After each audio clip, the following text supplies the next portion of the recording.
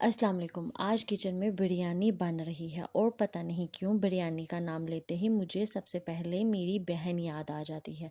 मेरे लिए बिरयानी सिर्फ रेसिपी नहीं है बल्कि उन लोगों की याद है जो घर को और ज़्यादा घर बना देते हैं। सबसे पहले मैं प्याज को चॉप कर लेती हूँ और इसके साथ ही टमाटर भी चॉप करके रख लूँगी। मैं पहले ही सब कुछ रेडी करके रख लेती हूँ क्योंकि बाद में बच्चों की वजह से किचन का मूड ही बदल जाता है। वैसे आज बच्चे बहुत ज़्यादा खुश हैं, वो अपनी पुप्पो के साथ खेल रहे हैं और मैं आराम सुकून से बिरयानी बना लूँगी।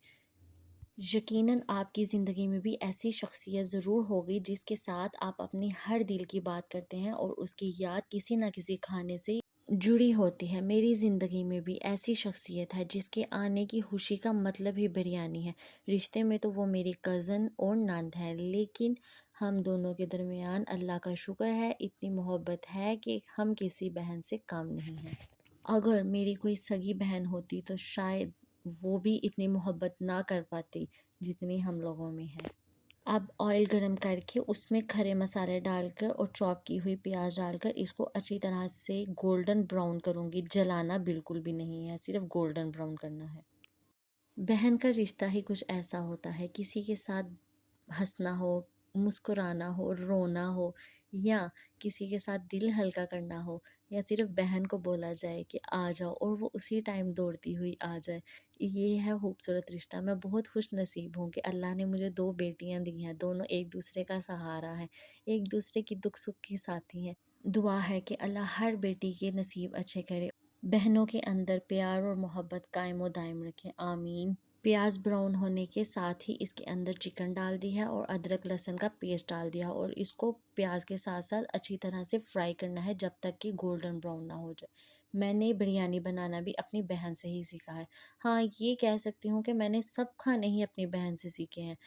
चिकन फ्राई करते हुए मैं इसमें 1 टेबलस्पून नमक डाल लेती हूँ। इससे चिकन टूटती नहीं है और वो अच्छी तरह से गोल्डन फ्राई हो जाती है। इसी के साथ ऑयल के अंदर ही नमक, मिर्च, हल्दी, ज़ीरा, खुशक धनिया, बिरयानी मसाला, ये सब कुछ डालकर ऑयल में 1-2 मिनट के लिए इसकी भुनाई करूँगी और इसके बाद इसमें टमाटर और दही डालूँगी। चिकन की इतनी मैं भुनाई करूँगी कि इसकी खुशबू आज पूरे मोहल्ले में फैल जाएगी। मुझे लगता है कि हर रोज़ गली में किसी न किसी के घर से कोई ना कोई खुशबू तो आ ही रही होती है और वो दिन आज मेरा दिन है। आज कोई ना कोई तो ज़रूर बोलेगा कि किसी के घर में बिरयानी पकी है।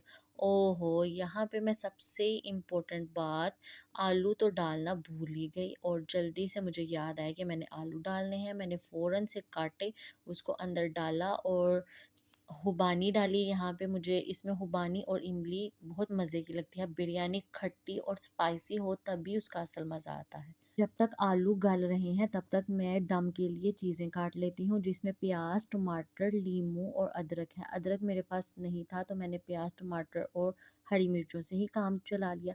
मैं बिरयानी में कच्चा प्याज डालती हूँ। हर कोई बिरयानी में कच्चा प्याज शायद नहीं डालता, लेकिन हमारे घर में जिसकी प्लेट में कच्चा प्याज और उबला हुआ अंडा आ जाए उसकी खुशी की तो इंतहा ही नहीं।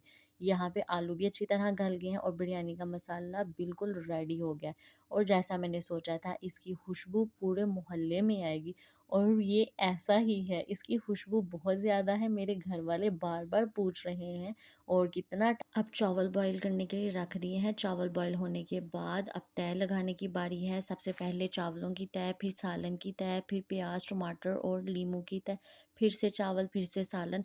और सच बताऊं तो मैं दम खोलने की वीडियो बना ही नहीं सकी क्योंकि मेरे घर वाले इतने बेसब्रे हो गए थे कि उस वक़्त मैं कैमरा भूल गई और मुझे उनकी प्लेट याद आ गई और मैं उनको सर्व करने लगी। लेकिन ख़ैर कोई बात नहीं, घर वालों का इंतज़ार, उनका शौक़ और मिल बैठकर खाना, ये कभी-कभी कैमरा रिकॉर्ड नहीं कर पाता, लेकिन दिल ये सब यादें ज़रूर रिकॉर्ड कर रखता है।